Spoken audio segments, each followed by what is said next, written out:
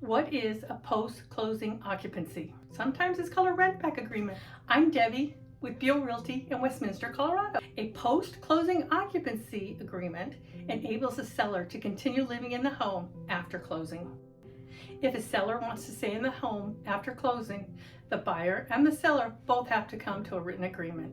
Setting out the expectations in a post-closing occupancy, which details all the information for the rental period between the two parties. When does a situation call for a post-closing occupancy agreement? Sometimes a seller needs to stay in the home after closing. Might be a day, 2, possibly a week, but no more than 60 days after closing. This gives the seller opportunity to find the next property they want to purchase, to close, and then to move in. How does it work? In a real estate transaction, the buyer takes ownership of the property after signing the closing documents and the delivery of good funds have been received. Then ownership of the property is now transferred to the buyer.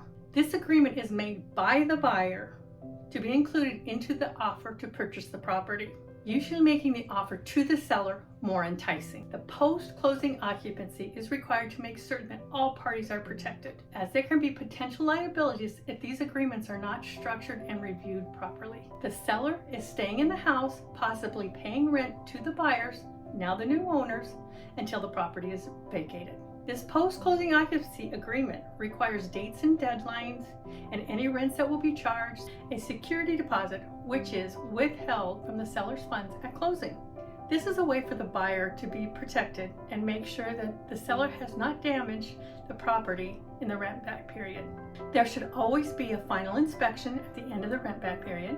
If there is a problem during the final inspection, the buyers and sellers need to come to a written agreement on how the security deposit is to be distributed. Now, following all tenant and landlord guidelines. I hope this answers any questions on the post-closing occupancy agreement.